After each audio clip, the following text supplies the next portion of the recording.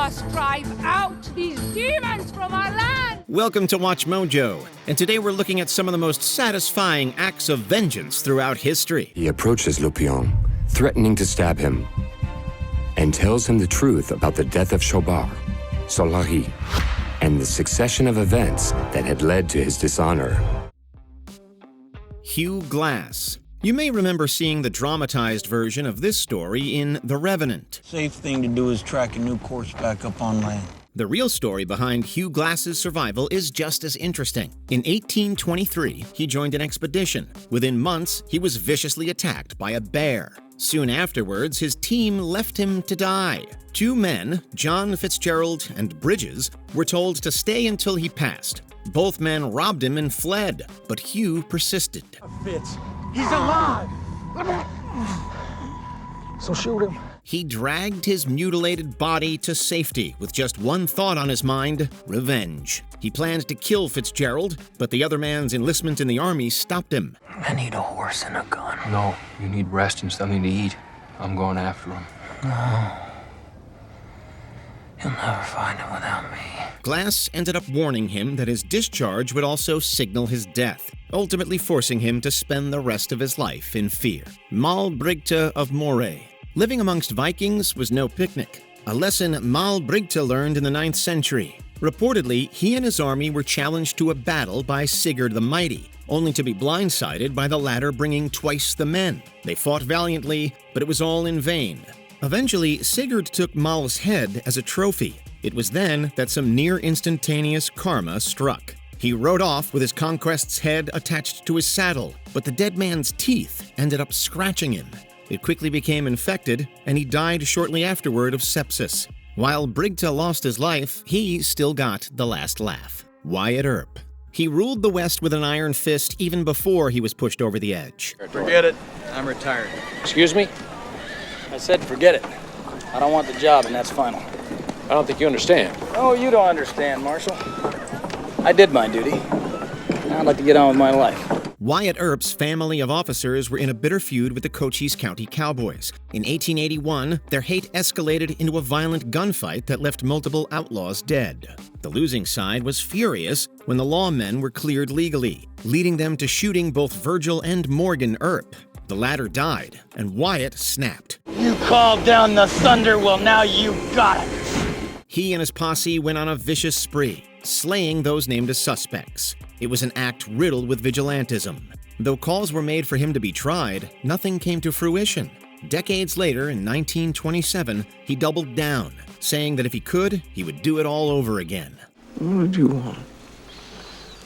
Just to live a normal life. There's no normal life, Wyatt. It's just life. You get on with it. Don't know how. Jeanne de Clisson. Being a nobleman's wife offered her a life of prosperity. Avenging said husband allowed her to leave a mark on history. Olivier IV and Jeanne de Clisson both sided with the French during the Breton War of Secession. Despite that, Olivier was accused of treason, found guilty, and executed in 1343. Jeanne jumped into action. She sold their land and trained hundreds of men before attacking nearby troops. She then took to the high seas, where she and her crew ambushed trade ships and killed nearly everyone aboard. Even her ship being destroyed couldn't bring down the Lioness of Brittany. She remained a pirate for over a decade afterward, serving as a constant reminder to the French government of their own misdeeds. Pistol Pete. Most know him as a mascot for Oklahoma State University and have no idea of his dark past. Face behind America's brightest orange. He's very much more than just a mascot. He's kind of a symbol and an icon for the university.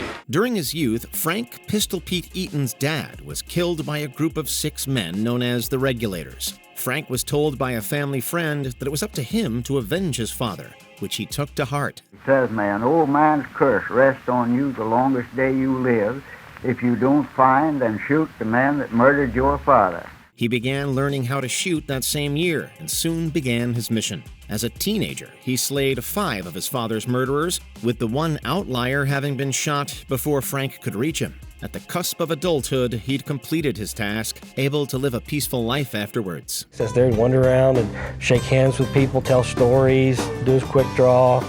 almost anything to be the center of attention. Usha Narani. Aku Yadav was a gang leader in India who carried out countless crimes. Dozens of women fell victim to him in particular. One survivor, Usha Narayane, reported him. Yadav had her home surrounded, threatening to torture and kill her. She scared them away, simultaneously giving her community strength. They burned his home down, and he had himself arrested for his own protection. On August 13, 2004, hundreds of women gathered at his bail hearing. He mocked one of his victims, and they all descended upon him. He was stabbed by each crowd member at least once, ensuring he died on the spot. Narayane was charged with murder despite not being involved, but a similarly sized group supported her, leading to her acquittal.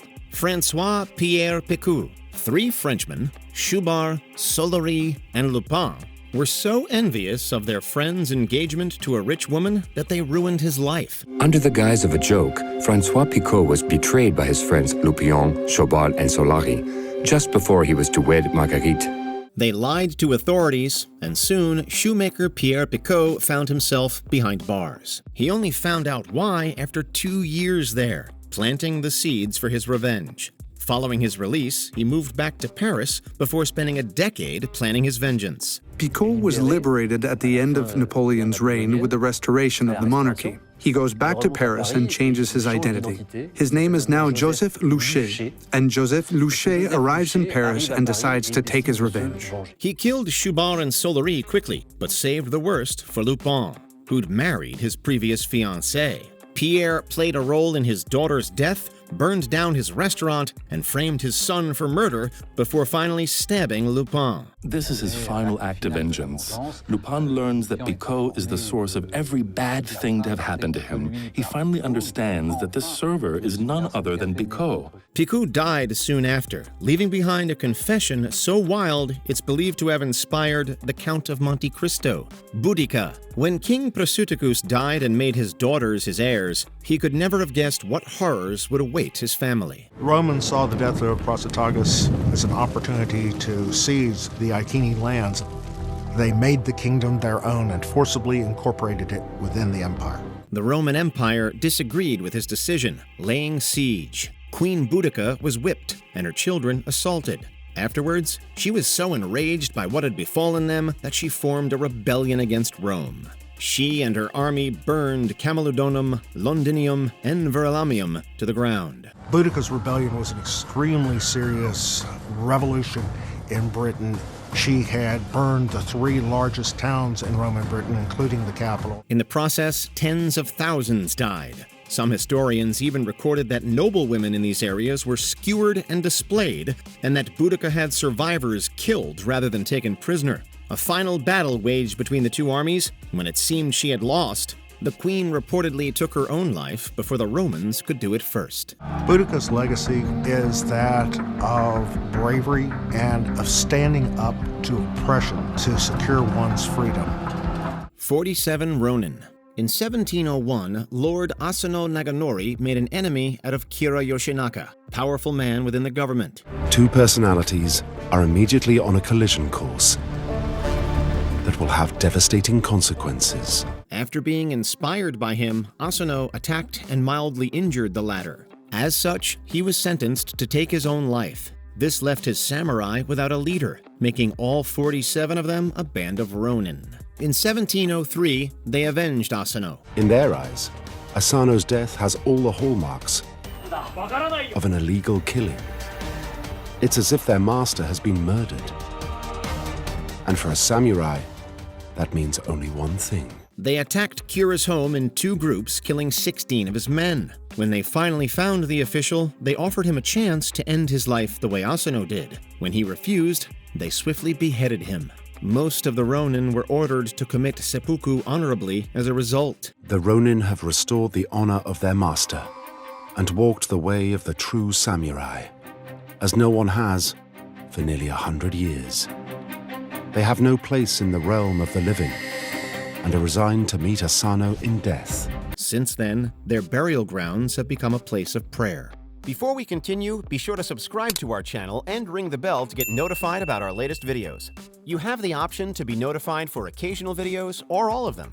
If you're on your phone, make sure you go into settings and switch on your notifications. St. Olga of Kiev. They say hell hath no fury like a woman scorned. That quote perfectly encapsulates St. Olga of Kiev's actions after the execution of her husband Igor. The Drevlian tribe had slain him following a tribute dispute. The offenders arranged a marriage between her and her husband's killer, to which she agreed. Drevlians that arrived were placed in a deep hole, then buried alive. She invited 2 more groups of ambassadors, burning one and having her followers attack the other. Her finishing move was securing sparrows to the tribe's homes. She had sulfur attached to the birds, lighting it before sending them back to their original. The settlement burned. Only then did Olga finally end her reign of vengeance. Which historical revenge would you love to see adapted for the silver screen? Let us know in the comments below. You tell them I'm coming, and hell's coming with me, you hear? Hell's coming with me!